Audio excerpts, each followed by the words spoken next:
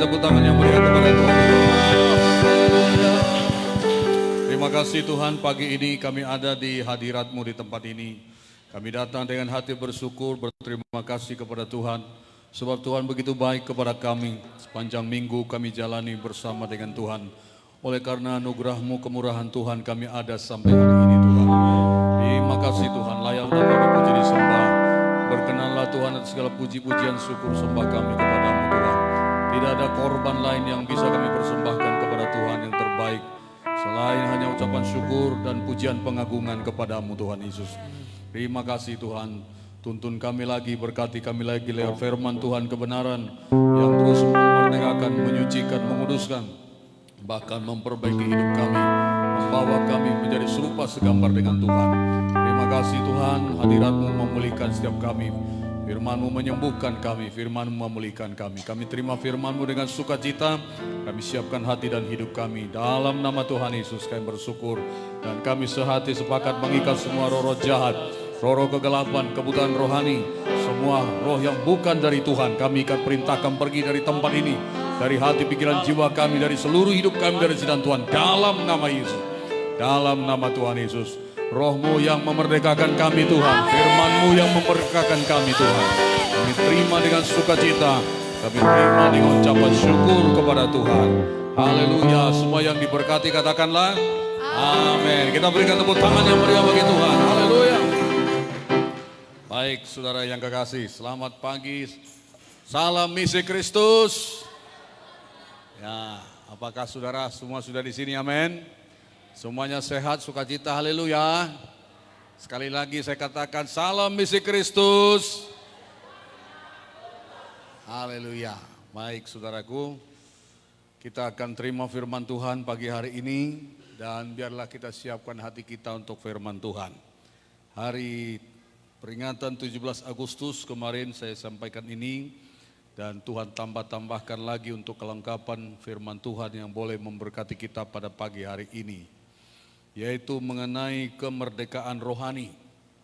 Ya, saudara tahu bahwasanya pada tanggal 17 Agustus kemarin adalah merupakan hari kemerdekaan Negara Kesatuan Republik Indonesia yang ke-78. Jadi sudah 78 tahun bangsa kita dalam situasi merdeka, saudara. Ya.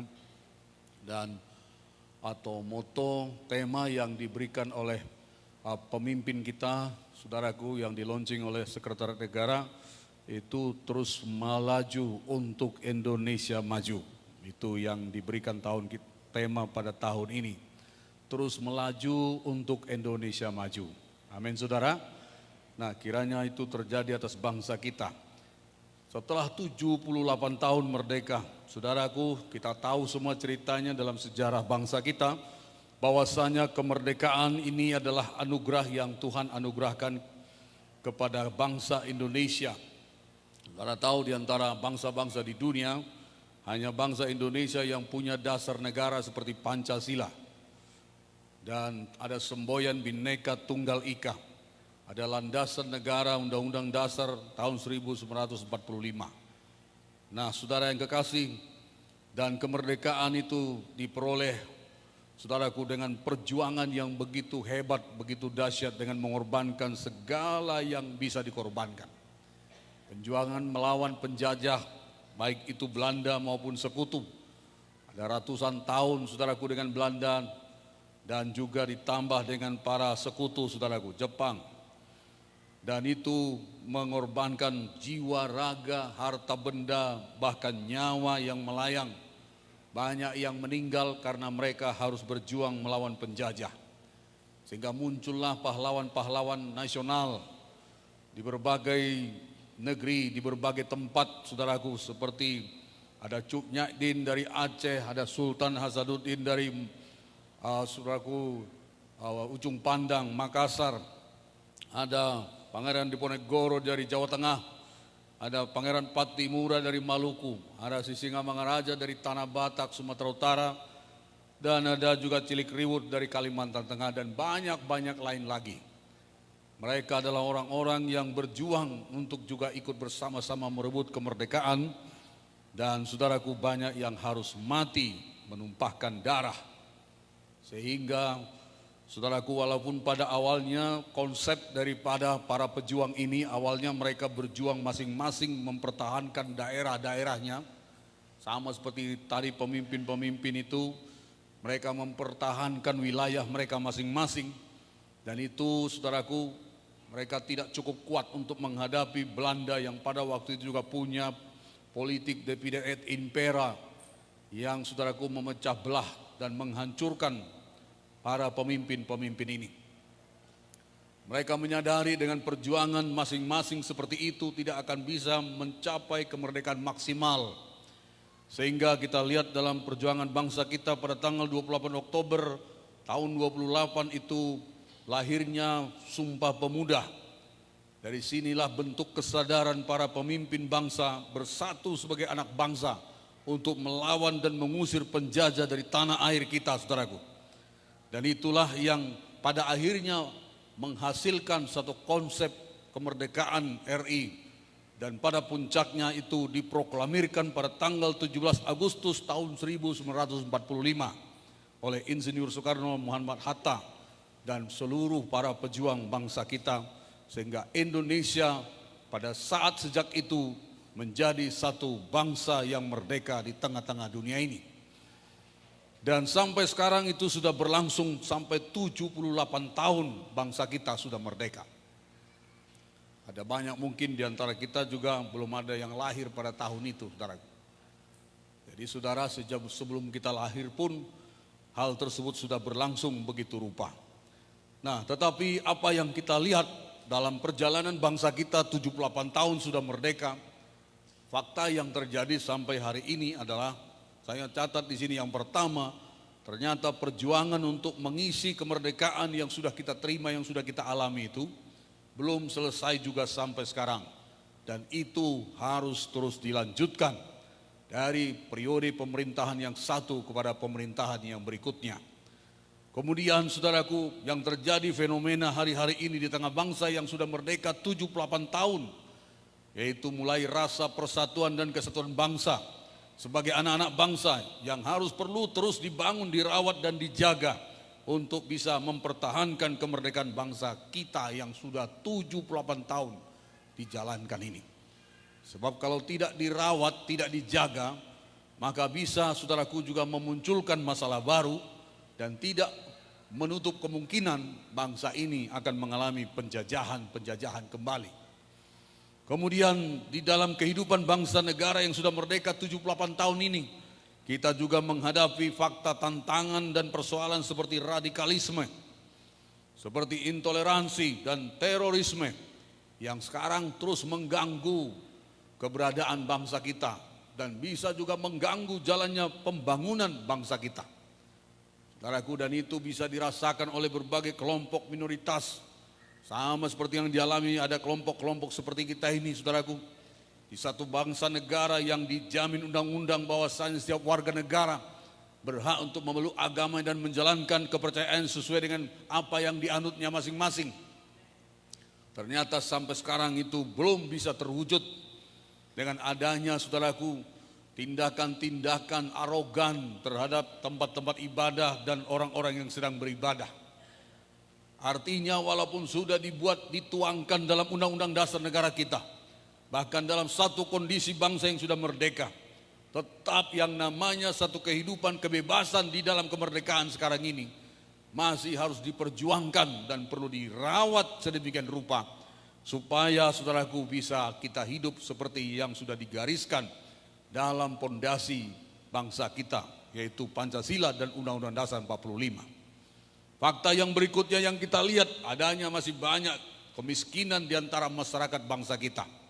Saudaraku, kebodohan, bahkan pendidikan yang belum bisa dikecap oleh semua lapisan warga negara. Walaupun program pemerintah sekarang diusahakan supaya tidak ada anak Indonesia yang dalam usia pendidikan tidak bersekolah. Tapi faktanya masih banyak juga yang masih belum disentuh yang namanya sekolah atau pendidikan. Ketidakadilan, bahkan mental dan moral yang semakin merosot. Dan ini semua adalah hal yang perlu dibenahi di tengah-tengah bangsa kita. Baik itu di dalam golongan elit maupun di dalam akar rumput, saudaraku. Itu yang sedang terjadi hari-hari ini. Supaya untuk cita-cita dari perjuangan bangsa kita yang sudah dituangkan dalam Pancasila dan Undang-Undang Dasar 45, yaitu mencapai masyarakat Indonesia yang adil dan makmur, itu masih perlu diperjuangkan sampai sekarang, walaupun sudah merdeka 78 tahun. Haleluya, saudaraku. Jadi makanya saudara jangan pikir kalau sudah merdeka lalu aman semua. Faktanya sekarang kita semua masih berjuang. Kadang bisa melihat yang kaya semakin kaya, yang miskin semakin miskin. Yang bodoh semakin ditekan, yang pintar bisa merajalela. Yang berkuasa, yang pegang kendali, yang punya hak untuk memutuskan, bahkan yang harusnya membela, bahkan yang harusnya menolong, bahkan seharusnya melindungi, malah bisa, saudaraku, menjadi kelompok-kelompok yang hanya membela yang berani bayar. Hukum bisa dibelokkan. Itulah yang terjadi sekarang ini, saudaraku. Jadi masih banyak perjuangan kita, masih banyak yang harus dibenahi, dan itu tidak menjadi perjuangan yang mudah. Ada orang bilang, dengan apa yang dicapai oleh Pak Presiden sekarang dengan semua kabinetnya. Mereka berkata, Pak Presiden kemarin itu di dalam pidatonya kan curhat sedikit dia kan. Ada orang bilang, apa ini? Kita memang maju membangun jalan tol, tapi jalan tol itu nggak bisa dimakan katanya. Kita perlu beras, kita perlu ini. Tapi itu bagian dari pemikiran orang yang mungkin belum terkoneksi dengan apa yang sedang dipikirkan oleh para pemimpin kita. Tapi di sisi lain itu adalah satu hal yang sangat memang penting sekali dalam memajukan perekonomian di tengah-tengah bangsa kita. Saya percaya ada banyak yang sudah dikerjakan di tengah bangsa ini. Dari pemimpin yang satu ke pemimpin yang lain, ada yang baik dan banyak yang baik yang sudah dikerjakan. Memang setiap pemimpin itu ada kelemahan-kelemahannya, ada kekurangan-kekurangannya. Tapi yang saya percaya sejak 78 tahun merdeka ada banyak kemajuan yang sudah dicapai oleh bangsa kita. Bahkan terbukti Indonesia diakui oleh dunia internasional, salah satu negara yang tetap eksis, bahkan bisa melewati COVID-19 yang begitu banyak menghancurkan ekonomi negara-negara di dunia. Tapi Indonesia termasuk salah satu negara yang terus bisa eksis dan bisa membenahinya, bisa mengatasi melewatinya dengan keadaan negara yang terus tetap bisa membangun. Kita pantas bersyukur untuk Tuhan, dan saya percaya itu tidak lepas dari doa anak-anak Tuhan, doa seluruh masyarakat kita untuk para pemimpin-pemimpin kita di tengah-tengah bangsa ini. Kita terus mengharapkan pada waktu-waktu yang akan datang bahwasanya pemimpin-pemimpin dari periode yang berikutnya ke depan adalah orang-orang yang mengasihi Tuhan, orang-orang yang takut akan Tuhan, orang-orang yang akan punya hati itu membangun negeri ini, saudara. Siapapun dia, saudara. Karena tidak ada seorang pemimpin atau pemerintah yang tidak ditetapkan oleh Tuhan. Itu sebabnya kita penting berdoa kepada Tuhan, supaya Tuhanlah yang akan memilih, menetapkan, melantik pemimpin-pemimpin yang akan ditempatkan di tengah bangsa ini, yang punya hati sama seperti para pejuang-pejuang dulu bangsa kita. Mereka bersama satu sama lain, bergandengan tangan, saling menolong. Tidak bertanya kamu agama apa, kamu suku apa, kamu dari kelompok mana. Tapi mereka berkata, mari kita bersatu, kita usir penjajah, kita rebut bangsa kita. Kita rebut tanah kita yang sudah dijajah. Hidup atau mati, pantang mundur. Banyak sekali semboyan-semboyan mereka dulu. Begitulah gigihnya para pahlawan bangsa kita. Tidak persoalan apakah dia dari pejuang Sumatera kah, Jawa kah, Kalimantan kah, dari Sulawesi kah. Mereka berkata, kita punya semboyan. Ada 3, apa itu? Satu tanah air, satu bangsa, satu bahasa. Tidak boleh dipisahkan. Kita satu bangsa, kita satu bahasa. Haleluya, saudara.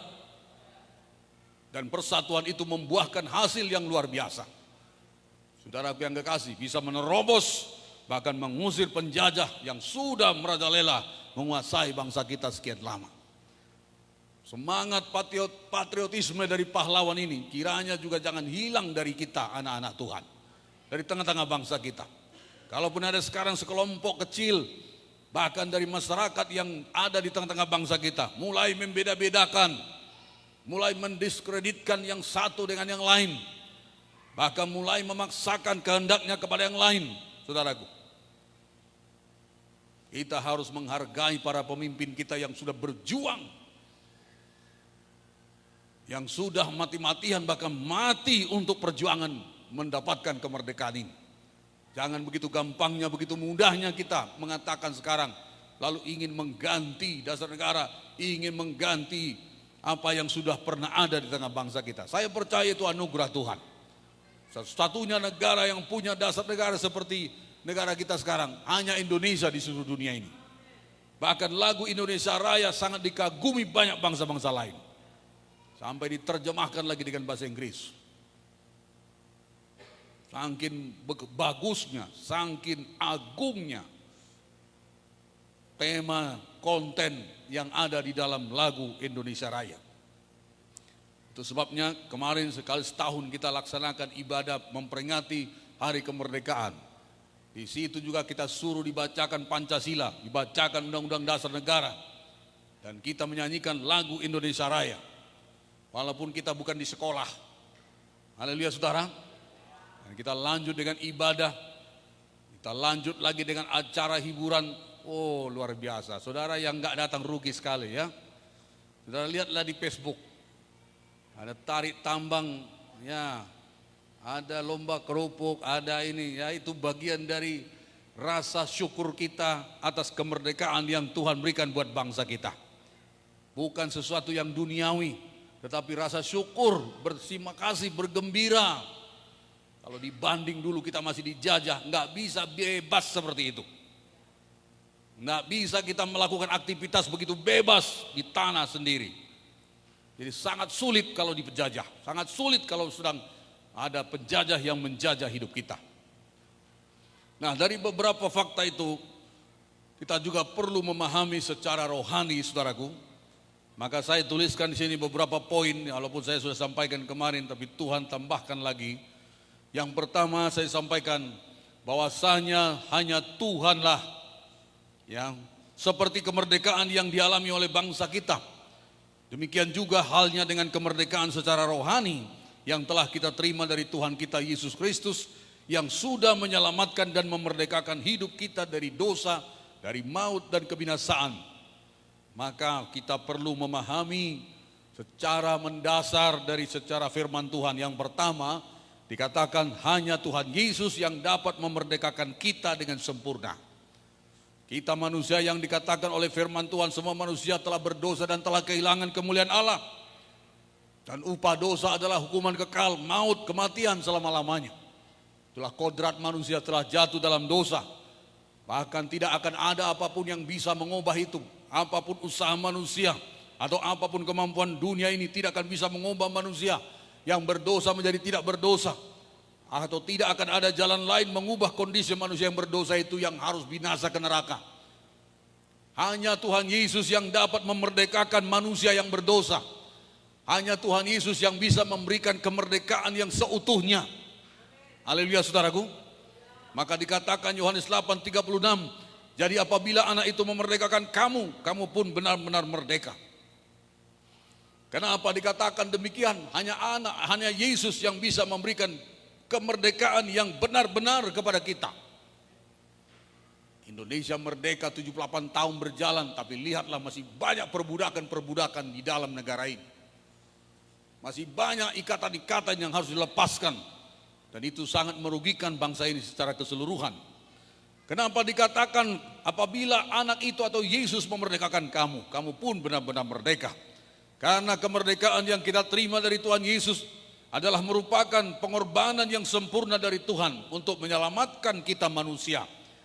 Tidak dapat kita melakukannya, bahkan kalaupun harus menangis darah atau membelinya dengan harta dan kekayaan dunia ini, itu tidak dapat diwujudkan.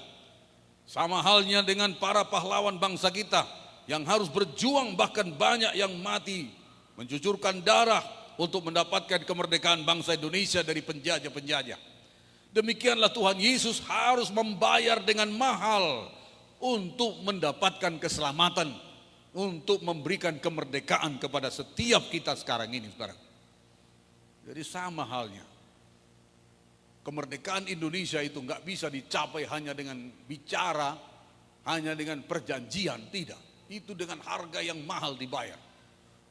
Para pejuang pahlawan kita harus mati, dan mereka banyak yang menjadi gugur di tengah perjuangan untuk mencapai kemerdekaan itu. Supaya Indonesia merdeka, supaya tidak dijajah lagi. Begitulah Tuhan Yesus juga memberikan kemerdekaan kepada kita manusia yang berdosa. Tidak ada jalan lain untuk memerdekakan manusia. Tidak ada jalan lain untuk menyelamatkan manusia yang berdosa itu. Jalan satu-satunya harus ada yang dikorbankan. Darah Yesus harus tertumpah di kayu salib. Darah Yesus harus mengalir di kayu salib untuk menyelamatkan manusia yang berdosa, untuk memberikan kemerdekaan kepada manusia yang diperhamba dosa.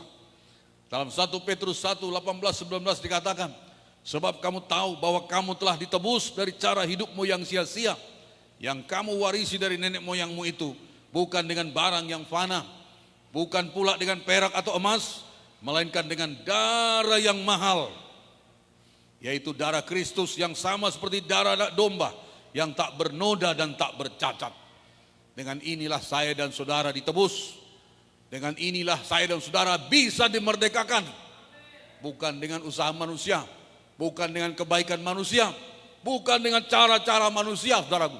Hanya satu cara, Allah sendiri yang mendesain caranya, di mana dikatakan karena begitu besar kasih Allah akan dunia ini, sehingga dia mengaruniakan anaknya yang tunggal, supaya setiap orang yang percaya kepadanya tidak binasa, melainkan beroleh hidup yang kekal. Dan itu diwujudkan dengan Yesus harus menumpahkan darahnya di kayu salib, supaya manusia yang berdosa itu kalau dia percaya kepada korban Kristus di kayu salib, dia pun tidak binasa, melainkan beroleh hidup yang kekal. Betapa mahalnya harga kemerdekaan itu, saudara. Jadi sangatlah disayangkan kalau sekarang ada banyak warga negara Indonesia yang begitu menganggap ringan kemerdekaan yang direbut oleh para pejuang bangsa kita dulu. Dengan cara memecah belah, dengan cara mendiskreditkan kelompok yang lain, itu juga sudah meremehkan harga yang dibayar oleh para pejuang, para pahlawan yang sudah mati untuk kemerdekaan itu. Sama halnya dengan secara rohani, adalah sangat disayangkan kalau kita anak Tuhan, orang percaya, begitu menganggap enteng korban Kristus di kayu salib, dengan tidak menghormati, tidak menghargai, dengan cara hidup kita yang tidak sesuai kebenaran firman, dengan cara kita tidak mau melakukan firman, dengan cara kita tidak menghormati kesucian Tuhan. Sangatlah disayangkan, saudaraku, kalau kita merenungkan apa yang dikatakan Tuhan, bukan dengan emas dan perak kamu ditebus, tapi dengan darahnya yang mahal. Begitulah mahalnya saya dan saudara. Begitulah berharganya kita di mata Tuhan. Tuhan tidak menilai hargamu dari uang yang kau punya, dari jabatan, dari semua status sosial yang kita punya. Tapi Tuhan melihat saya dan saudara dengan harga yang sama yang dia bayarkan, yaitu darahnya tertumpah di kayu salib. Darahnya telah ditumpahkan untuk menebus saya dan saudara. Itu sebabnya engkau tidak bisa dibeli, tidak bisa dijual, tidak bisa dinilai dengan ukuran kacamata dunia ini, saudara. Lihatlah saudara sebagai orang yang berharga di mata Tuhan, sehingga kau bangga punya Tuhan, sehingga kau bangga menjadi anak Tuhan, sehingga kau bangga dan bersyukur diselamatkan Tuhan. Sungguh tidak ada korban, sungguh tidak ada harga yang harus dibayarkan untuk bisa menyelamatkan saya dan saudara dari hidup manusia berdosa. Syukur kepada Tuhan Yesus, syukur kepada Allah yang begitu mengasihi kita, dia rela memberikan nyawanya untuk menyelamatkan saya dan saudara. Mari kita bersyukur untuk itu. Maka Tuhan, betul kata Tuhan, tidak seorang pun yang bisa datang kepada Bapa kalau bukan Bapa yang memanggilnya.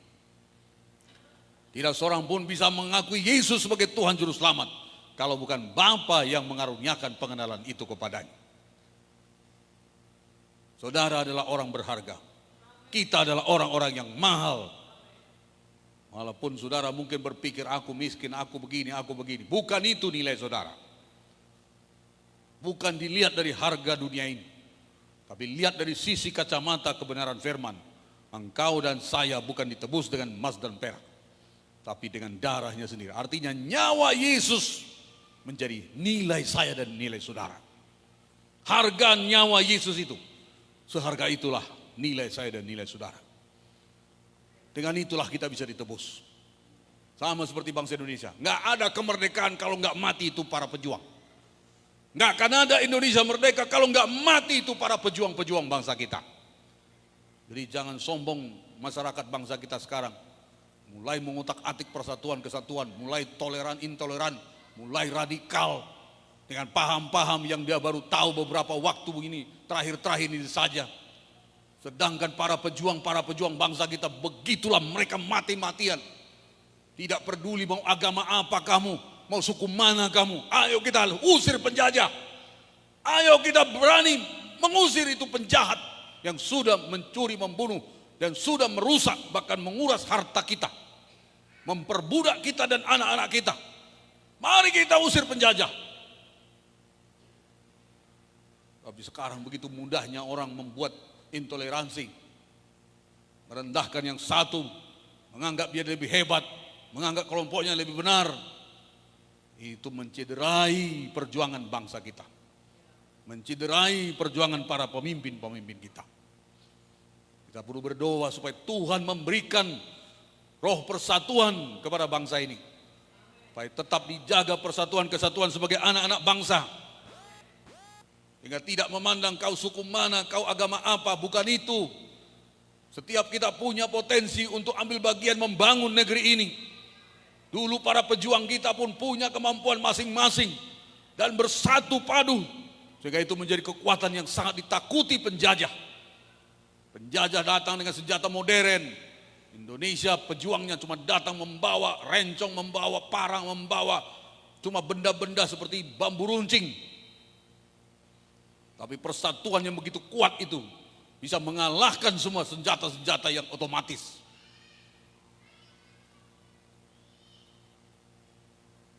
Mari kita bangun persatuan kita.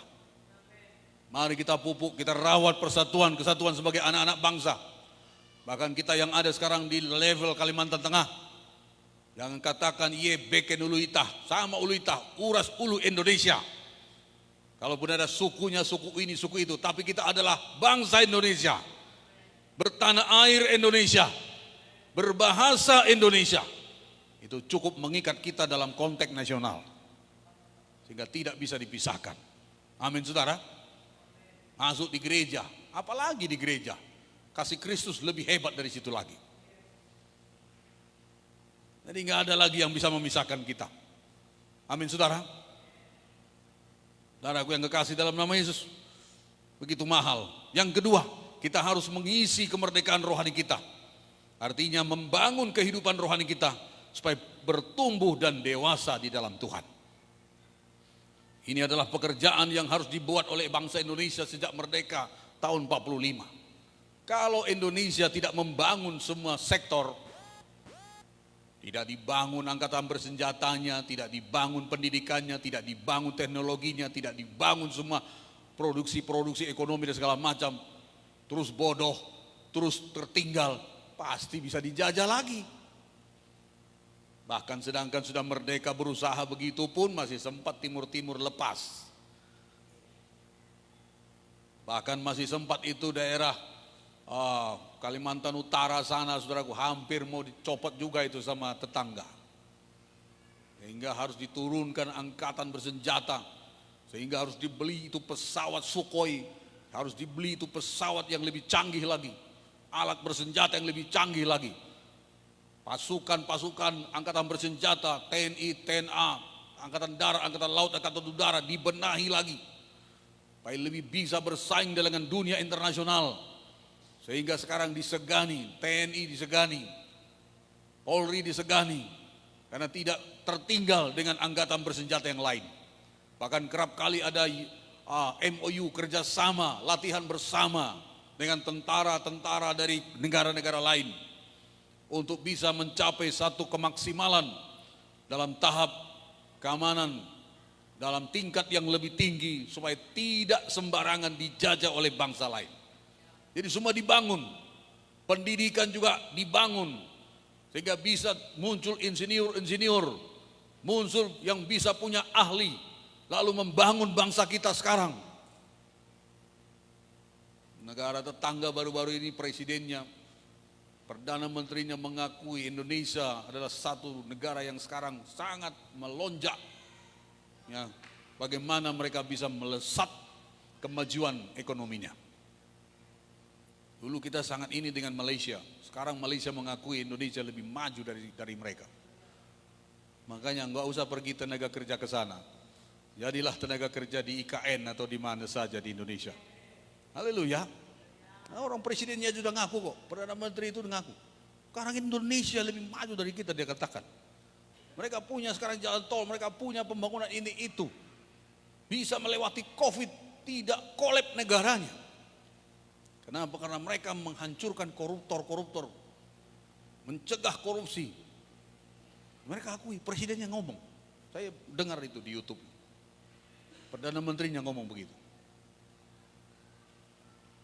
Makanya sekarang Jokowi kan bilang, Anda yang sudah sekolah, ayo pulang dari negeri itu, datang ke Indonesia, bangun bangsa kita, bangun negeri kita. Dia panggil sekarang itu orang-orang yang di luar negeri. Ayo pulang ke negaramu, pulang kampung, bangun ini Indonesia. You punya kepintaran, bangun ini Indonesia. Karena sekarang orang-orang pintar kan banyak keluar, karena cari gajinya besar kan gitu ya, fee-nya besar. Memang bangsa kita kadang kurang menghormati orang-orang yang seperti itu, sehingga dia pergi. Ya, nah, kita berdoa, anak-anak orang, apalagi kalau dia anak-anak Tuhan, biarlah berkarya di Indonesia. Ya, walaupun dia sarjana dari luar negeri, masuk ke Indonesia kan bisa luar biasa. Menteri Pendidikan kita ini kan dari luar ya, sudah banyak berkecimpung di luar. Dan mereka datang ke Indonesia membangun. Nah, kita doakan itu. Nah, kita perlu membangun, mengisi rohani kita, sama seperti mengisi kemerdekaan rohani kita, mengisi pembangunan Indonesia, begitulah kita juga mengisi kemerdekaan rohani kita. Jadi kalau Indonesia ini nggak bertumbuh, nggak berkembang, nggak dibangun, masih bisa dijajah dan bisa dikalahkan. Kalau sekarang negara lain berpikir, melihat angkatan bersenjata kita, mereka ngeri-ngeri, ya kan? Apa yang topi merah itu? Kopassus tuh bisa mengalahkan, satu orang bisa mengalahkan berapa? 8 orang atau 10? Itu kekuatannya. 10 tentara biasa bisa dia kalahkan. Kalau yang satu lagi itu ada satu, apa namanya itu? Itu bisa sampai 16, 1:16. Jadi satu orang itu bisa dia hantam 16 tentara biasa. Nah, itu hebatnya. Itu ada latihannya pun berbeda dengan tentara biasa. Ular kobra aja dia pegang begini kok. Tentara Amerika lari kocar-kacir. Itu semua ada latihannya, itu dibangun. Senjata-senjatanya pun diperbaiki, walaupun itu anggarannya cukup besar. Tapi untuk kepentingan ketahanan negara. Ya kalau kita cuma AK-45, 47 ya. Orang udah pinjit bom, habis kalah kita. Maka negara kita pun sekarang berjuang. Bagaimana cara bisa membeli pesawat yang canggih, bagaimana bisa beli ini dan segala macam supaya bisa mengimbangi kemajuan daripada negara-negara lain. Itu cara usaha untuk tetap mempertahankan kemerdekaan. Begitulah secara rohani. Saudara dan saya harus membangun rohani kita. Matius 12 dikatakan 43-45, apabila roh jahat keluar dari manusia, ia pun mengembara ke tempat-tempat tandus mencari perhentian. Tapi ia tidak mendapatnya. Lalu ia berkata, aku akan kembali ke rumah yang kutinggalkan itu. Maka pergilah ia dan mendapati rumah itu kosong, bersih, tersapu dan rapi. Lalu ia keluar dan mengajak 7 roh lain yang lebih jahat daripadanya, dan mereka masuk dan berdiam di situ. Maka akhirnya keadaan orang itu lebih buruk daripada keadaannya semula. Demikian juga akan berlaku atas angkatan yang jahat ini. Ini gambaran anak Tuhan sudah bertobat, terima Yesus, dibaptis. Tapi kalau kosong rohaninya, kosong hidupnya, tidak bertumbuh rohaninya, nggak diisi perkara rohaninya, setan yang sudah diusir keluar tidak tinggal diam. Sama seperti yang dialami oleh Yesus ketika dia selesai berpuasa 40 hari 40 malam, Lukas 4:13. Sesudah iblis mengakhiri semuanya pencobaan itu, ia mundur daripadanya dan menunggu waktu yang baik.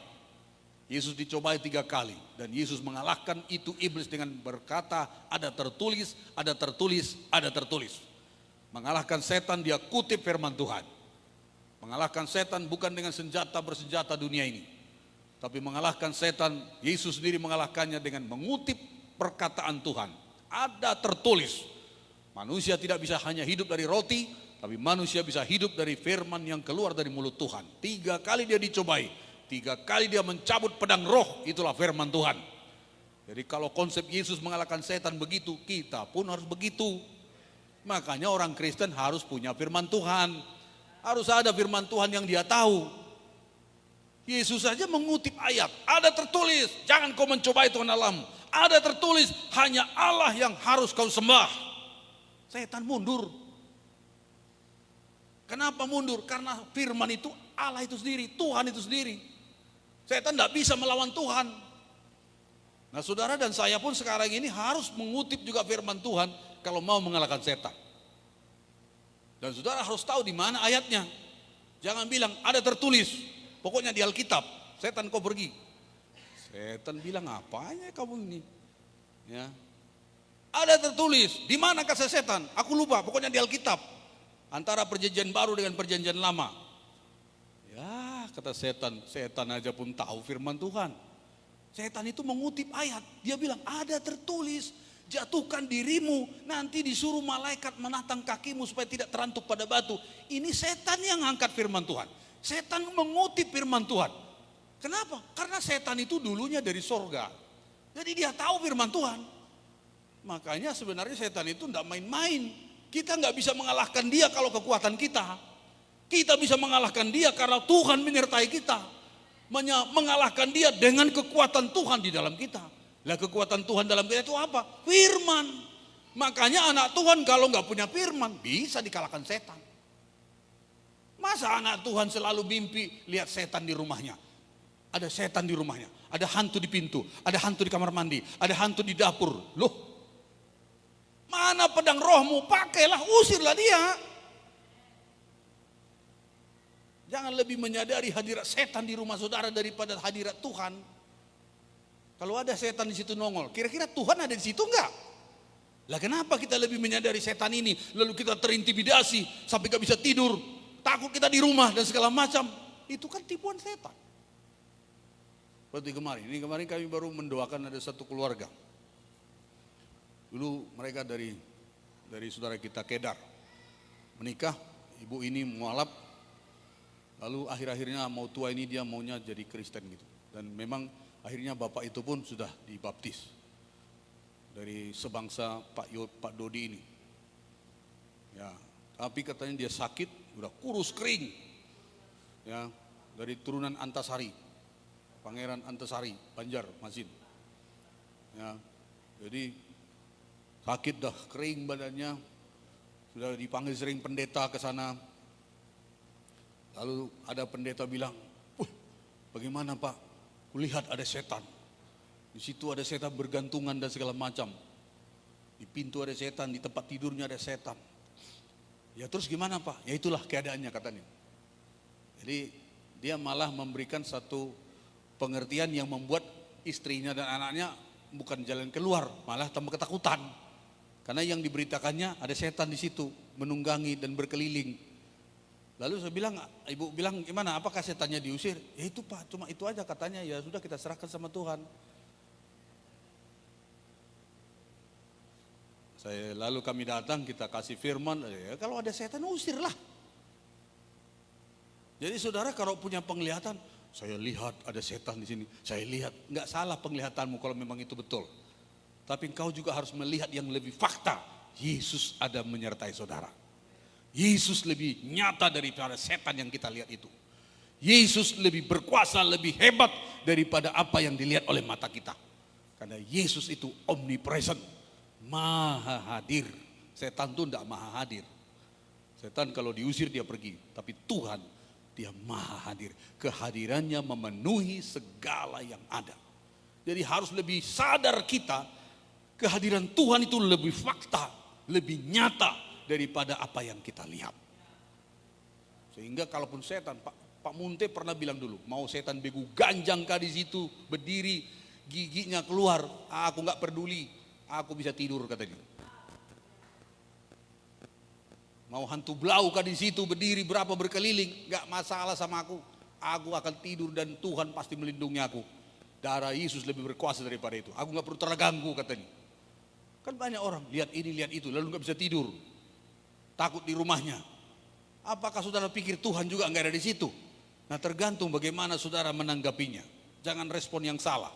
Kau harus tahu Tuhan lebih nyata daripada setan yang kita lihat itu. Kok nggak ada aminnya? Amin saudara. Sesudah mengakhiri pencobaan itu, dia mundur daripadanya dan menunggu waktu yang baik. Jadi setan tidak pernah selesai berurusan dengan anak Tuhan. Perhatikan ini. Setan tidak akan berhenti berurusan dengan anak-anak Tuhan yang sudah bertobat terima Yesus. Bahkan apalagi ketika saudara dulu banyak dilepaskan dari banyak hal, banyak dibebaskan dari banyak hal, di mana setan mengikatkan banyak hal terhadap kita. Setelah kita pun dilepaskan, dibebaskan, didoakan menjadi anak Tuhan, ikut Tuhan. Ingat, setan bisa saja dia mundur waktu yang sementara, tapi dia menunggu waktu yang baik untuk bisa masuk lagi dalam hidup kita. Makanya perjuangan kita seumur hidup. Amin saudara. Perjuangan kita seumur hidup. Dan tidak ada jalan lain selain hanya untuk maju dan berlari pada panggilan Tuhan. Tidak ada jalan lain. Jangan ke kiri dan ke kanan, kata Tuhan sama Joshua. Jangan menyimpang ke kiri dan ke kanan. Jangan berhenti, maju, maju. Kalau nggak maju, setan datang sebab dia tadi terus datang. Dia akan terus ngikutin kita. Jadi kapan saudara lemah, kapan saudara tidak dalam roh, kapan saudara duniawi, kapan saudara tidak berjaga-jaga. Nah, itulah pintunya bisa masuk. Dia tunggu waktu yang baik. Baik menurut dia, kapan dia bisa masuk, kapan dia bisa mengganggu saudara dan saya. Dia tunggu. Tapi kalau saudara menyala, saudara penuh Roh Kudus, saudara mengasihi Tuhan, saudara pelaku firman, tidak ada tempat bagi dia untuk masuk. Mau masuk dari mana dia? Perkataannya firman Tuhan, ada tertulis. Gak berani setan. Dia dalam roh Tuhan. Dia menguasai diri, dua puasa dia. Tidak bisa masuk setan. Ditawarkan pun semua yang menggiurkan dunia ini. Tak bisa. Bahkan dia itu pencobaan yang dikasih itu adalah memang hal yang dibutuhkan Yesus waktu itu. Jadi setan itu tahu apa yang kau butuhkan. Dan dia masuk di situ kadang-kadang. Tahu dia Yesus sedang lapar, baru berpuasa 40 hari, ditawarkannya roti. Nah, makanya jangan bilang setelah ada sesuatu, puji Tuhan jawaban doa. Belum tentu jawaban doa itu. Jangan-jangan tawaran setan itu membuat saudara masuk ke dalam jebakannya. Ya kan? Buatlah batu ini jadi roti karena kau sudah lapar. Alhamdulillah, ini puji Tuhan, haleluya. Ini adalah janji Tuhan. Belum tentu. Yesus tetap tahu mana yang kehendak Allah, mana bukan kehendak Allah. Makanya perlu dewasa rohani. Bisa membedakan mana yang kehendak Allah, mana yang bukan kehendak Allah. Itu harus dewasa. Kalau enggak, bisa masuk kita. Kita hantam aja itu, padahal bukan bagian kita. Makanya banyak di penjara, ditangkap KPK. Walaupun dia pejabat, anak Tuhan, masuk. Karena masuk dia dalam tawaran-tawaran setan itu. Memang kalau pikul salib sangkal diri ini enggak mudah ya. Tapi saudara pasti ditolong Tuhan. Amin. Matius 26, 40, 41. Tidakkah kamu sanggup berjaga-jaga 1 jam dengan aku? Berapa lama? Berapa lama saudara? Ayo, ini standar yang dibuat kerajaan sorga. Bukan standar GMA. Tapi ini standar Yesus. Tidakkah kamu sanggup berjaga-jaga 1 jam dengan aku? Berjaga-jagalah dan berdoalah supaya kamu jangan jatuh dalam pencobaan. Roh penurut, daging lemah. Jadi anak Tuhan bukan berarti bebas dari pencobaan. Hamba Tuhan, melayani Tuhan, memberi hidup sama Tuhan, puasa 100 hari, pokoknya mati-matian untuk Tuhan, semua hidup diberikan sama Tuhan, tidak akan lepas dari yang namanya pencobaan. Lalu Tuhan berikan resep supaya kau menang dan kau bisa mengatasinya. Berjaga-jaga kau dengan aku paling enggak 1 jam. Setan tidak takut dengan knowledge, dengan pengetahuan, tidak takut setan. Setan tidak takut dengan hal-hal lahiriah.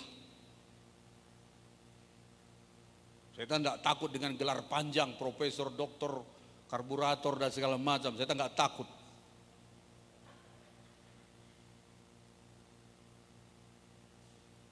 Yang mengerti katakan amin. Setan tidak takut dengan aksesoris rohani. Mungkin juga panjang apa segala macam, semua salib dan segala macam. Setan nggak takut dengan itu semua.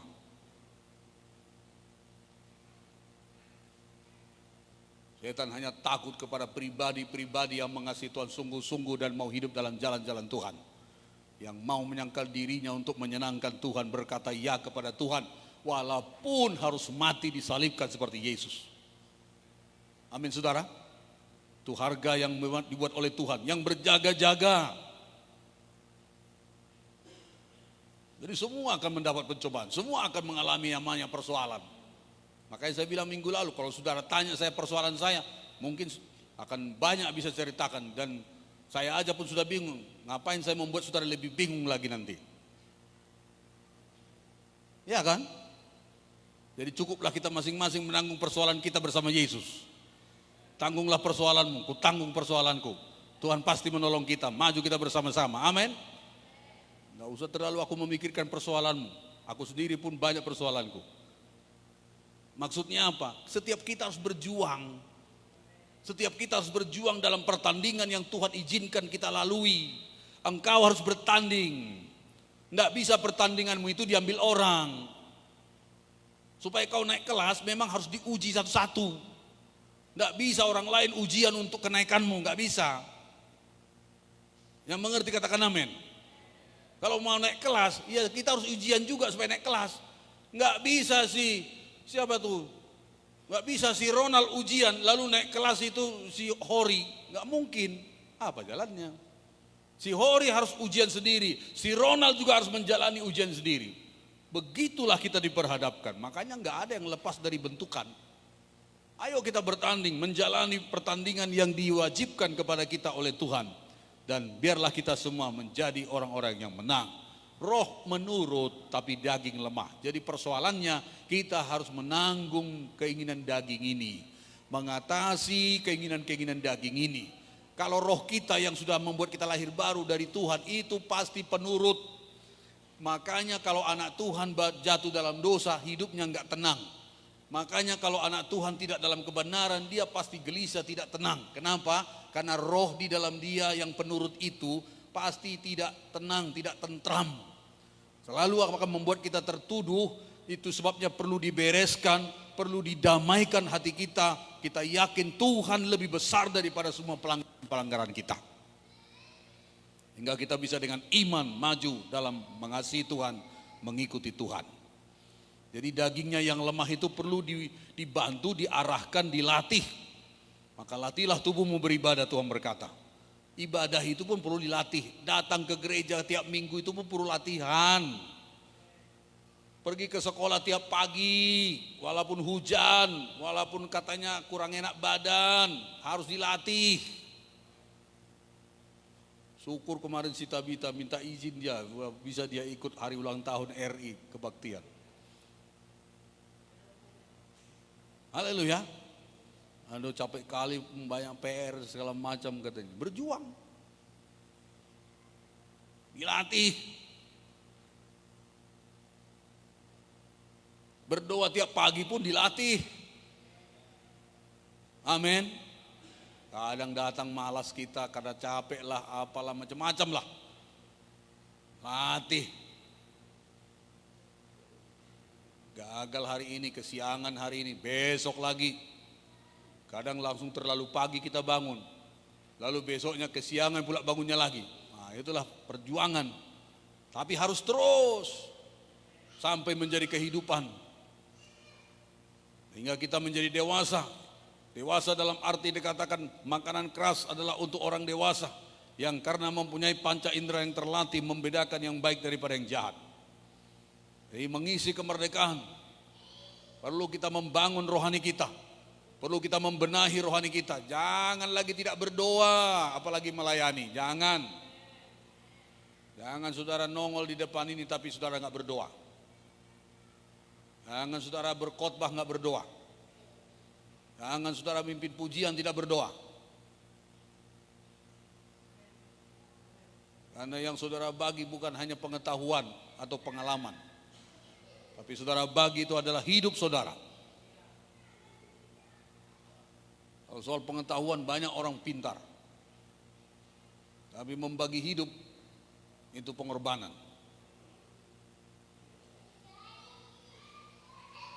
Amin saudaraku. Kamu mengetahui kebenaran dan kebenaran itu akan memerdekakan kamu. Jadi kita perlu dibangun dalam pengenalan, dibangun rohani kita, dibangun dalam takut akan Tuhan, dibangun ketaatan kita kepada Tuhan, dibangun kita mengasihi Tuhan, menyangkal diri supaya kita tetap bersekutu dengan Tuhan. Itu perlu dibangun supaya kita tidak dijajah lagi sama musuh, supaya tidak dijajah lagi manusia lama. Harus dibangun, harus diproses. Saudaraku, dulu kita nggak peduli ke gereja, sekarang dibangun harus datang ke gereja. Dulu kita nggak mau tahu dengan doa, dengan baca firman, kita pikir hanya pendeta yang belajar Alkitab, kita pikir hanya pendeta yang membawa Alkitab. Sekarang kita harus belajar supaya tidak dijajah sama setan. Bangunlah hati yang mengampuni supaya tidak dijajah sama setan. Bangunlah hati yang cepat-cepat mengampuni, mengasihi supaya tidak dijajah sama setan. Itu hidup rohani perlu dibangun. Tidak gampang langsung orang itu panjang sabar. Tidak langsung mudah seseorang itu menjadi orang bermurah. Tidak langsung mudah seseorang itu menjadi orang yang rendah hati. Tapi itu perlu dibangun, perlu dilatih. Amin saudara. Dan itu sebuah proses yang berlangsung seumur hidup kita. Ada orang mengkritik Pak Jokowi. Apa itu Pak Jokowi? Food estate itu gagal katanya. Termasuk yang di Pulang Pisau, food estate itu gagal. Tapi Pak Jokowi bilang apa? Membangun sebuah food estate itu tidak segampang seperti yang engkau pikirkan, dikatakan. Membuka satu hutan, menjadikan itu ladang yang menghasilkan, itu butuh proses. Butuh dana, butuh kerja keras, butuh waktu. Sehingga nanti mungkin panen yang pertama gagal, hanya sekian persen, panen yang kedua, bahkan dia bisa berkatakan mungkin itu bisa akan lebih baik pada panen yang ke-6 atau ke-7 kali. Satu kali proyek itu kan berapa miliar itu dituangkan dana untuk proses. Tapi bukan berarti sekali dibuka ladang harus berhasil, enggak. Jadi orang-orang itu enggak bisa menangkap apa yang dipikirkan oleh Pak Presiden. Pak Presiden bilang itu buka hutan lebat begitu dijadikan jadi apa, atau mungkin sawah rawa lalu dijadikan jadi ladang yang menghasilkan, itu butuh proses. Dan kita enggak boleh berhenti, dia bilang. Hari ini tahu pertama hasilnya, oke, kelola lagi, buat lagi, bangun lagi, kerjakan lagi. Yang kedua mungkin proseskan, yang ketiga dan mungkin yang ke-6 atau ke-7 pasti hasilnya maksimal. Begitu juga rohani kita ini. Amin. Begitu juga melayani ini. Sekali dua kali saudara bikin gagal, lalu saudara bilang nggak bisa. Nggak bisa. Ilmu pertanian aja begitu kok. Buka lahan itu harus berapa kali dikelola.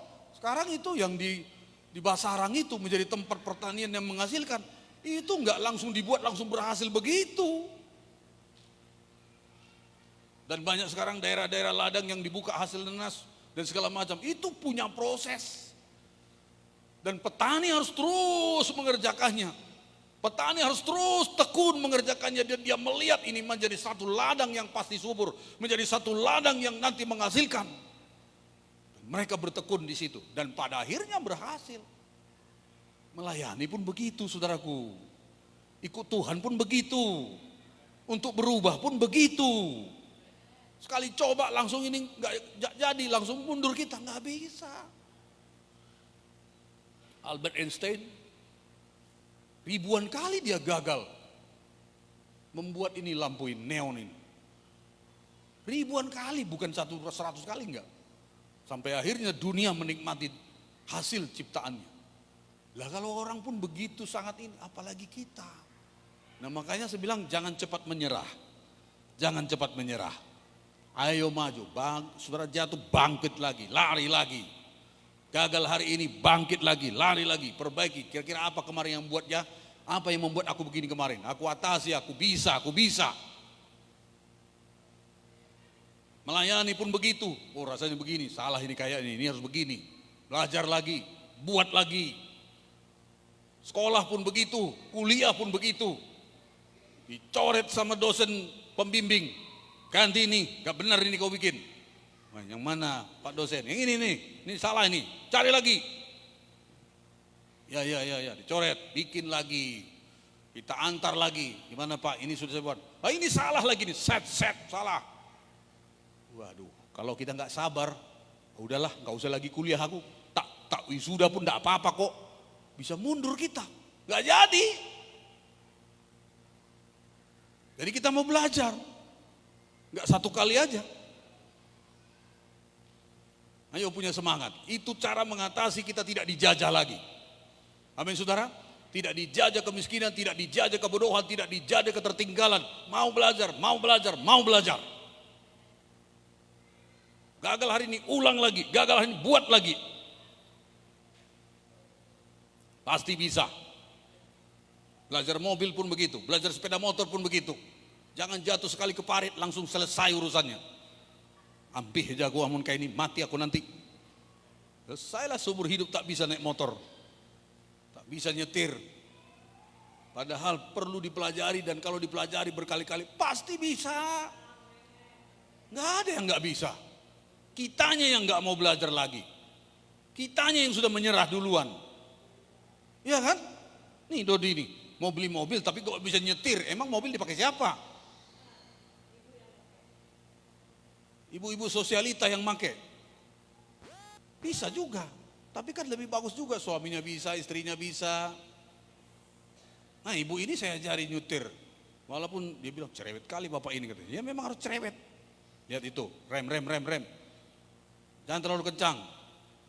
Rem, lurus, awas batu, awas lubang. Pernah ibu ini marah dia. Nggak usah lagi aku belajar kayak gini caranya. Gemetar aku, jadi apa aku katanya.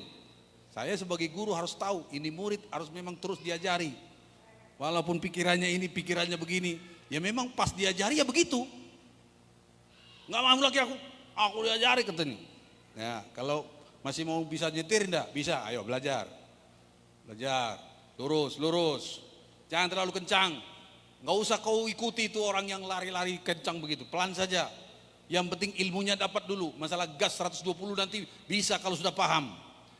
Jadi menurut ibu waktu itu saya ini orangnya yang terlalu cerewet ngajarinya gitu. Tapi memang saat belajar ya begitu. Tapi hasilnya setelah bisa, ya kencang pula itu dari Pangkalan Bun sampai Sampit. Rem sedikit, jangan terlalu kencang. Nah udah bisa. Dan bisa menolong saya. Kalau saya Pangkalan Bun atau saya ke Sampit atau kemana, ke Buntok sana, kalau capek saya mau istirahat, nah udah ibu yang bawa. Hasilnya belajar, karena belajar berulang-ulang. Walaupun waktu itu agak aduh katanya ya. Gak bisa, harus. Itu proses untuk membawa kita berubah. Jadi kadang-kadang ada yang seperti donggol kita rasanya. Itulah tadi daging lemah. Rohnya menurut. Jadi kita punya tanggung jawab harus menanggulangi daging kita. Keinginan daging itu apa itu? Yang di dalam Galatia itu. Itu semua. Yang bisa muncul, bisa teriak dan membuat kita bisa berhenti. Jangan berhenti. Amin saudara. Melayani pun begitu. Nanti diajari, kamu tuh harus ini supaya ini. Nah itu proses tuh.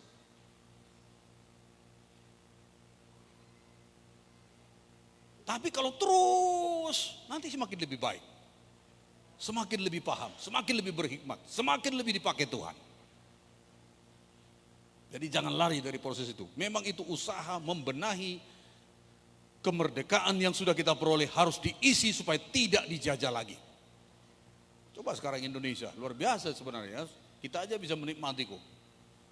Dengan sistem digital sekarang, perbankan juga sangat kita nikmati. Nggak perlu harus ke bank, bisa di rumah saja, bisa transaksi terjadi.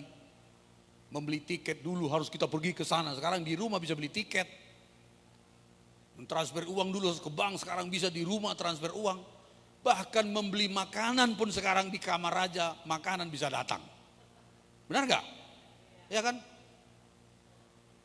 Grab food itu kan, antar ke rumah. Beli nasi goreng, tek tinggi, top up. Langsung datang orang, diantar. Nah, itulah canggihnya, banyak kemajuan-kemajuan. Tapi itu semua ada harga yang dibayar untuk itu. Dulu masyarakat bangsa kita mau diarahkan begitu, banyak yang protes. Dari minyak gas ke LPG aja ada yang demo tuh, ya kan? Demo, woi katanya ya. Apa-apaan ini menyiksa masyarakat miskin.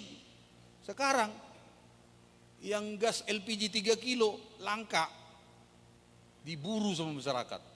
Bahkan bisa sampai diperjualbelikan sekarang. Sekarang sudah dinikmati. Jadi untuk membawa kepada satu perubahan itu memang kadang-kadang mindset kita, makanya paradigma kita perlu dibenahi supaya kita bisa masuk di dalam standar itu. Begitu juga dalam mengisi kemerdekaan. Memang yang lama harus berlalu, yang baru sudah datang. Apa yang lama? Semua manusia lama kita. Gak peduli, sombong, si aku dan segala macam, malas. Gak mau doa, gak mau belajar, gak mau ini. Itu yang lama itu. Pelit, kikir, yang lama. Sakit hati, susah mengampuni, itu yang lama. Untuk masuk ke hal yang baru, manusia yang baru, ciptaan baru, akan ada proses. Dan itu tidak jadi dalam 1 tahun, 2 tahun. Itu makanya kalaupun belum sempurna, maju. Belum beres, maju. Belum seperti yang diharapkan, tetap maju. Gak ada pilihan. Sebab kalau kita berhenti atau stagnan, si iblis akan tadi menunggu waktu yang terbaik. Dan dia akan datang kalau kita tetap berhenti. Dia datang bukan hanya seorang diri. Datang membawa 7 roh lain, keadaannya akan lebih parah dari yang semula. Kita tidak mau. Jangan lagi terjadi yang sudah dulu knalpotnya itu lepas, jangan lagi masuk. Kereta api yang sudah dibuang dilepaskan, jangan lagi masuk. Mabuk-mabuk dulu yang sudah manusia lama sudah keluar dibuang karena sudah dibaptis penuh Roh Kudus, jangan lagi itu kembali masuk di bawah setan. Haleluya. Pokoknya semua yang pernah mengikat hidup kita, yang lama sudah berlalu. Dan itu terus harus dijalankan. Supaya dia tidak bisa mengejar hidup kita. Karena kita berlari begitu rupa. Mencapai panggilan Tuhan dalam hidup kita. Nah, yang ketiga. Tetap melangkah maju dalam panggilan Tuhan dan jangan mau diperbudak lagi. Jangan mau lagi diperbudak. Nggak enak diperbudak, saudaraku. Bangsa kita diperbudak sama Belanda 350 tahun. Waduh, berapa generasi itu. Sekarang aja orang taruhlah umur 80 atau taruhlah 100 tahun. Berarti 3,5 generasi dihantam sama Belanda itu bangsa kita dulu. Makanya dikuras dulu semua. Ya. Kristennya Belanda itu semua dulu. Tapi Indonesia nggak bisa jadi negara Kristen. Kenapa? Karena Belanda hanya mengambil kekayaan Indonesia, memperbudak dan tidak mendidik. Negara-negara jajahan Inggris pada awalnya lebih maju daripada negara jajahan Belanda. Karena Belanda sifatnya memperbudak. Kalau Inggris itu mengedukasi. Makanya Singapura, Malaysia itu negara yang lebih maju sedikit karena jajahan Inggris. Karena Inggris tetap memberikan edukasi kepada masyarakat yang dijajahnya. Kalau Belanda enggak, betul-betul diperhamba. Makanya dibilang overdome katanya kan. Mener overdome. Ya. Sangat kejam Belanda itu dulu. Syukur kita enggak ada di situ. Nenek moyang kita yang di situ dulu. Ulangan 168, telah cukup lama kamu tinggal di gunung ini. Ini perintah Tuhan sama orang Israel di gunung Horeb. Jadi orang ini sudah keluar dari tanah Mesir. Kemudian sudah mau masuk ke daerah tanah Kanaan. Di daerah Horeb. Karena mereka sudah 3,5 suku, 2,5 suku di seberang, kemudian seberang lain sudah menyeberang. Tapi orang ini masih berdiri diam di situ beberapa lama. Tidak masuk ke wilayah yang memang Tuhan suruh untuk diduduki. Maka Tuhan bilang sama mereka di daerah Horeb itu, telah cukup lama kamu tinggal di gunung ini. Tinggal di mana? Di gunung. Gunung itu satu tempat yang tinggi, yang mungkin disebut juga lambang kenyamanan. Ya, di situ nyaman, sejuk, santai, nggak ada yang mengganggu, bisa melihat-lihat. Ya, satu tempat yang sudah cukup nyaman. Itu bagian dari tanah Kanaan, Horeb itu. Tapi maksud Tuhan bukan sampai di situ aja. Masih banyak daerah lain yang perlu harus kau rebut. Maka Tuhan bilang, sudah cukup lama kamu tinggal di sini. Majulah, berangkatlah, pergilah ke pegunungan Amori dan kepada semua tetangga mereka di Araba Jordan. Nah, ini perintah Tuhan sama orang Israel. Di tanah Negeb dan di tepi pantai laut, yakni negeri orang Kanaan dan ke gunung Libanon sampai Efrat, sungai besar itu. Ketahuilah, aku menyerahkan negeri itu kepadamu. Masuklah, dudukilah negeri yang dijanjikan Tuhan. Nggak boleh kita berhenti. Nggak boleh kita stagnan. Nggak boleh kita merasa puas. Memang sudah diduduki, sudah masuk di bagian di daerah area tanah Kanaan. Dan mereka ada di puncak. Di satu tempat yang cukup nyaman sudah. Tapi Tuhan bilang, kamu sudah terlalu lama di sini. Ayo, masuk lagi, duduki lagi, kuasai lagi. Ini apa maksudnya? Jangan berpuas. Engkau sudah mulai dulu sakit sembuh, mulai diberkati, mulai bisa mendapatkan banyak hal setelah dalam Tuhan sekarang. Jangan berpuas di situ. Tuhan mau kita lebih lagi berlari. Tuhan mau hidup saudara lebih banyak menjadi berkat. Tuhan mau hidup kita lebih banyak berdampak lagi. Masuk lagi, duduki lagi, kuasai lagi, berdampak lagi. Supaya bisa menjadi terang. Amin. Jangan kamu terlalu lama di situ, di tempat yang nyaman ini. Hanya anak-anak Tuhan kalau sudah mulai dia diberkati, kalau sudah mulai dia rasanya cukup, nggak ada lagi persoalannya, berhenti dia di situ. Puji Tuhan, haleluya. Engkau begitu baik Tuhan. Lalu nggak mau lagi dia seperti dulu. Misi sel kemana kita hari ini Pak Pendeta? Di mana lagi kita doa syafaat Pak Pendeta? Di mana kita kunjungi jiwa itu Pak? Kemana kita KKS Pak? Kemana kita? Nggak ada lagi, itu udah hilang. Bahkan sekarang kalau mau ibadah pun berpikir, nggak usah lah, aku banyak ini kesibukan dan segala macam. Sudah terlalu lama kita tinggal di atas gunung. Jangan terlalu lama kita tinggal di atas kenyamanan yang Tuhan sudah buat karena kita sudah tinggal dalam Tuhan. Memang pastilah Tuhan tambahkan segala sesuatunya. Tapi Tuhan berkata, jangan kamu tinggal terlalu lama di kondisi seperti ini.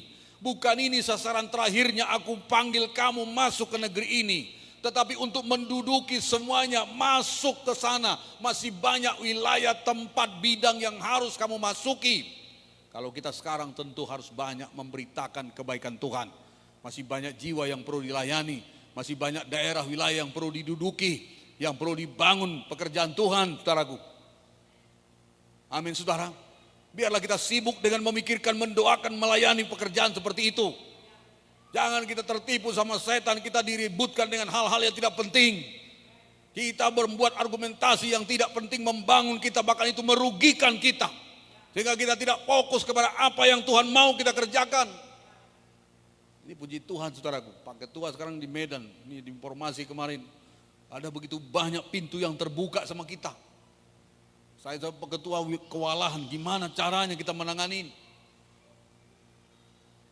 Di Medan sendiri pun sekarang terbuka jalan. Ini gereja yang lama, di tempat ini di sampingnya 40 meter ada orang keluarga-keluarga yang datang. Kami mau bergabung di GMA. Ketika pendeta yang di sini berkata, mau kemana kalian? Kemana kalian nggak datang? Kami di GMA sekarang. Nggak bisa dia ngomong apapun. Dan orang ini datang sendiri. Di Pakam kemarin sudah kita resmikan. Dan ada banyak, termasuk keluarga saya, pariban mama saya, abang saya lah, satu keluarga. Tadi malam kami telepon, mereka akan bergabung. Ada beberapa keluarga. Kami memang sudah nggak ada apa-apa di sini katanya. Kami sudah gersang di sini. Ketika datang Pak Ketua, Pak Gus Leo, kami sangat merasakan hadirat Tuhan. Kami dilanda Tuhan di sana. Inilah yang kami rindukan, dikatakan. Kami sudah nggak punya itu lagi. Walaupun kami sepertinya di gereja hidup seperti ini. Dolok Sanggul sudah akan kita buka. Tanggal 27 ini akan kita buka di sana. Kita berikan tepuk tangan bagi Tuhan Yesus. Nah, satu orang keluarga hamba Tuhan yang dari Paha itu kita sudah siapkan mereka pergi ke sana. Sekarang sudah di Siantar. Tanggal 27 kita masukkan ke sana dan dia akan menggembalakan sidang di sana. Ada banyak keluarga yang sudah mau bergabung. Mereka siap. Bahkan Nias pun sudah minta. Bahkan ada yang sampai bermimpi-mimpi. Saya bermimpi dengan Pak Agus Leo. Kami melayani bersama-sama. Apa artinya itu? Bahkan mimpi itu sampai 3 kali. Ya nggak usah lagi dicari artinya. Artinya melayani bersama-sama. Artinya bergabunglah. Amin saudara. Dan Pak Ketua bilang kita akan ke sana. Yogyakarta juga buka. Saudara kita di sana Pak Widodo dan suami istri, Pak Petrus suami istri kemarin sudah masuk di sana. Dan ternyata ada jiwa yang pernah mereka layani dulu waktu mereka baru-baru ke sana. Sudah pergi ke gereja lain. Dan ketika ketemu mereka bilang kami sudah nggak dapat apa-apa di sini. Kalaulah memang orang Bapak sini sudah kita mulai. Ini kita mulai saja di tempat ini. Kami siap mendukung. Kami mau ikut bersama-sama. Haleluya. Nah saudara, Pekanbaru juga sudah masuk. Palembang sudah dibuka juga. Dari Sumsel masuk ke sana. Ruko 2 dikasih gratis. Pakailah ini untuk Tuhan dikatakan. Ruko di pinggir jalan. Kalau mungkin disewa puluhan juta 1 tahun. Mereka bilang kalau ini untuk Tuhan, pakailah untuk Tuhan. Wow, luar biasa. Banyak pekerjaan. Banyak ladang yang sudah dibuka.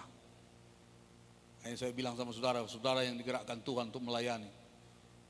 Jangan pikirkan nanti makan apa aku. Jangan pikirkan gimana nanti ini pekerjaanku ini. Bukankah orang-orang yang di Alkitab itu adalah orang-orang yang dipanggil dari pekerjaannya masing-masing? Bukankah si Petrus itu adalah seorang nelayan tulen? Nelayan memang dari keturunan nelayan, penghasilannya di situ. Tuhan Yesus datang, ikut aku. Bukankah si Elisa dulu ada seorang pembajak sawah, 12 pasang lembu sekali membajak, berarti dia bukan petani miskin. 12 lembu kali 2, 24 lembu, berarti kaya orang itu. Berarti ladangnya luas itu orang. Punya modal dia punya petani seperti itu. Elia melemparkan jubahnya dan berkata ikut aku. Dan itulah sebabnya Elisa dipakai 2 kali ganda dari apa yang pernah diterima oleh Elia. Saudaraku yang kekasih dalam nama Yesus, dengarkanlah suara Tuhan. Biarkanlah Tuhan menggerakkan saudara dan punya keberanian untuk berkata, Tuhan, kalau Tuhan berkata siapakah yang akan kuutus? Jangan bilang utuslah dia, jangan saya. Haleluya Dodi.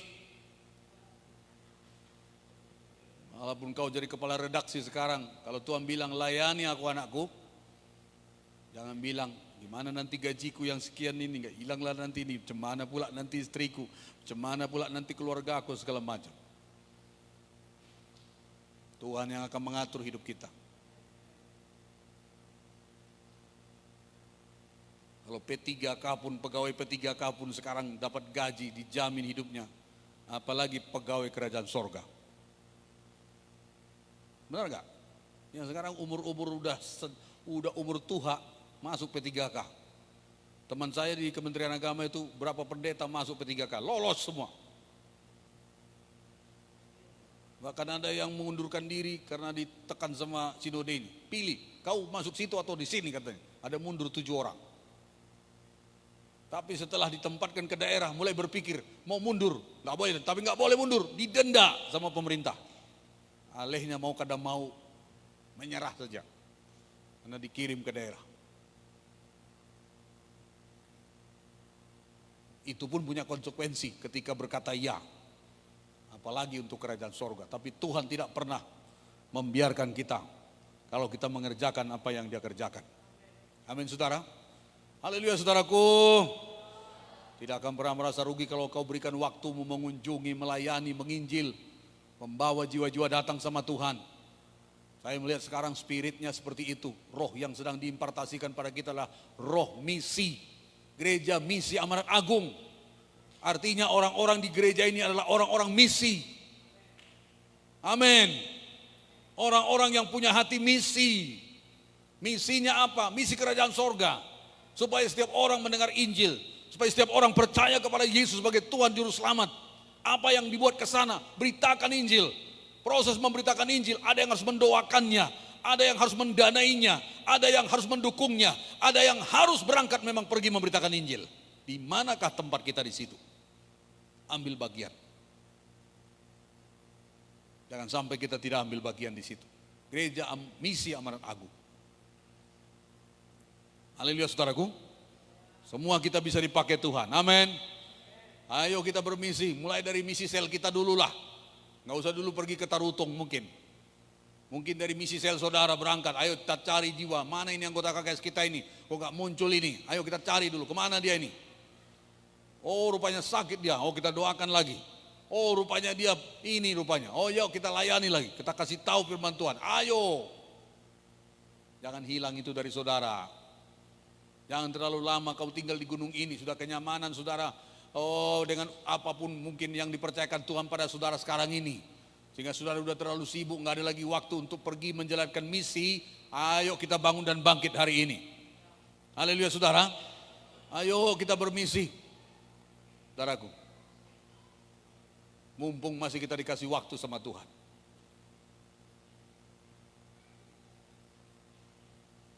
Mumpung masih kita dikasih kesempatan. Kalau sudah nanti pulang, nggak ada lagi yang bisa kita buat, saudaraku. Yang terakhir, kemerdekaan bukan lagi untuk berbuat dosa, tapi pakailah kemerdekaan itu untuk melakukan kehendak Tuhan. Galatia 5:13, saudara-saudara, memang kamu telah dipanggil untuk merdeka, tapi janganlah kamu mempergunakan kemerdekaan itu sebagai kesempatan untuk kehidupan dalam dosa. Melainkan layanilah seorang akan yang lain oleh kasih. Jadi bukan lagi sekarang dikasih kita kemerdekaan, memang merdeka, kita yang buat pilihan. Tapi jangan buat pilihan-pilihan yang membuat saudara hidup dalam dosa atau tidak peduli dengan Tuhan.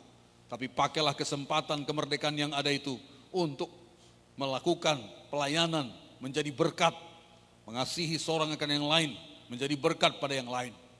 Mumpung masih dikasih waktu. Waktu ini adalah kesempatan untuk kita melayani Tuhan. Memang berapa panjang lagi umur kita di dunia ini rupanya. Semakin tambah umur semakin dekat hari H. Semakin panjang umur kita bilang semakin dekat harinya kita pulang sebenarnya.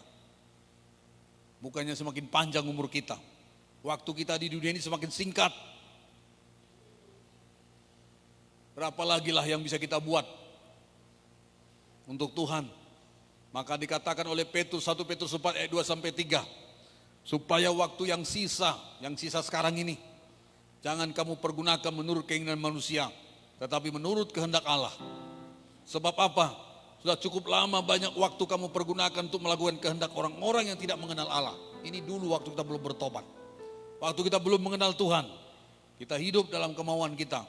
Kita hidup dengan tujuan dan semua orientasi kita masing-masing.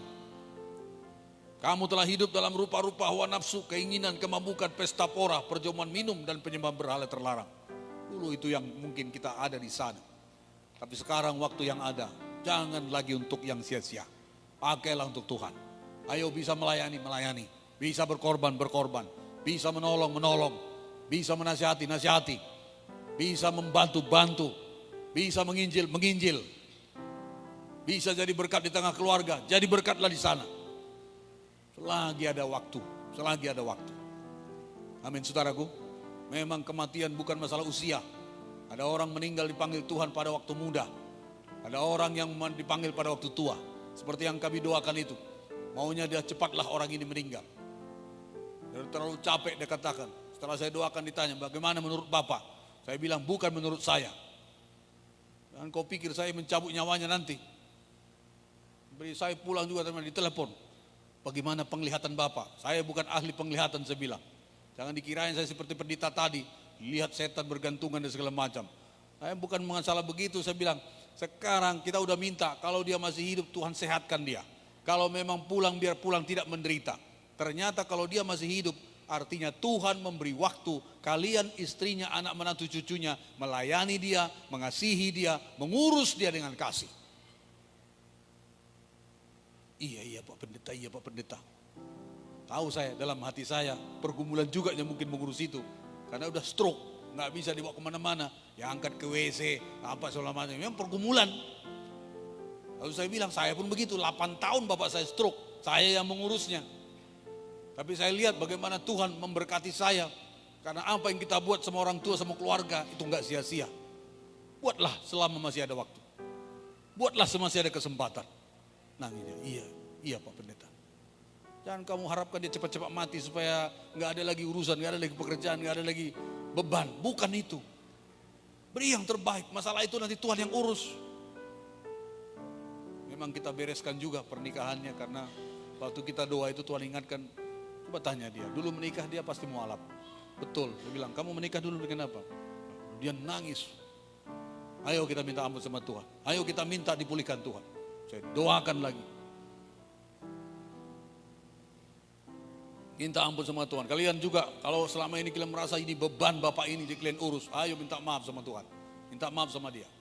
Kasihi dia. Ini mumpung masih ada waktu. Nanti kalau udah mati bapak kita, baru kita tahu rasanya kehilangan seorang bapak. Jangan nanti udah mati dia baru kita bawa parfum yang mahal ke kuburan. Seret. Waktu dia sakit gak pernah pun kita mandikan pun kita saling menuding, ikawi. Kamu aja. Setelah dia mati dikubur atau di peti, kita ambil parfum, tandanya kita sayang sama dia. Kita bikin sepatu cantik, kita bikin jas, lalu kita nangis. Bapak ini baik, bapak ini tidak pernah marah, bapak ini sangatlah penyayang dan segala macam. Waktu dia sakit, dia minta air putih pun kita lari semua, gak peduli saya bilang. Jangan begitu, waktu masih hiduplah kita layani. Waktu masih hidup walaupun sakit-sakitan, kita buat yang terbaik. Itu menghormati, mengasihi. Baik, ini poin-poinnya, kemerdekaan secara rohani. Ayo kita merdeka, ayo kita bangun dan bangkit. Isi kemerdekaan rohani kita. Hidup kita tidak pernah sama lagi. Tuhan bisa mengubah kita secara ekonomi, secara apapun. Dan secara paradigma kita, rohani kita yang pertama, paling utama. Maka kita akan dibawa ke satu hidup yang lebih baik lagi. Lebih mengasihi Tuhan, lebih taat kepada Tuhan. Dan bisa lebih berdampak lagi buat kerajaan sorga. Saya dan saudara pun bisa dipakai Tuhan untuk banyak hal. Tapi tidak bisa lepas dari yang namanya harus membangun rohani kita, saudara. Mari kita bangkit berdiri. Kita bersyukur kepada Tuhan. Haleluya. Haleluya Tuhan. Haleluya. Terima kasih Tuhan. Ku yakin Kau hadir di sini. Ku rasakan kasih yang tak terbatas. Ku yakin Kau nyata di sini. Kemenangan terjadi di sini. Katakan ku yakin Kau hadir di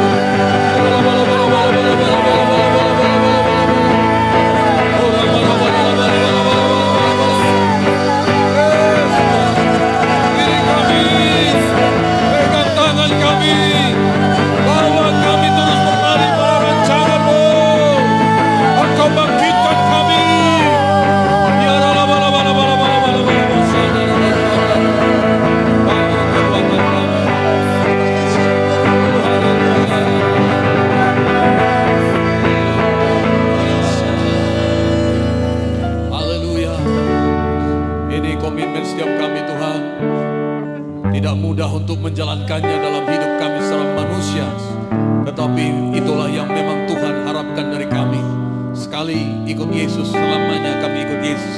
Sekali kami memilih untuk mengikut dan melakukan kehendak-Mu.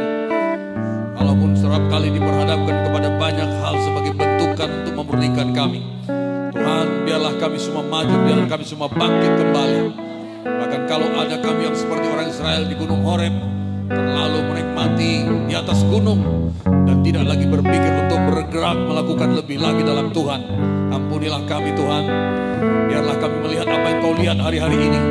Biarlah hati kami juga seperti hati-Mu, tergerak oleh belas kasihan. Kami boleh dipakai Tuhan untuk banyak hal, menjadi berkat bagi banyak orang Tuhan. Buka mata kami, biar kami boleh berkata ya kepada panggilan-Mu Tuhan. Apapun yang Kau percayakan, sekecil apapun tugas, tanggung jawab, pelayanan, hidup, berkat, bahkan semua tahun-tahun umur, biarlah waktu yang sisa sekarang ini bukan lagi kami lakukan untuk menurut keinginan kami manusia semata, tapi kami mau melakukannya menurut kehendak Tuhan. Kami mau melakukannya menurut kehendak Bapa dan mau menyelesaikannya sampai pada garis akhir.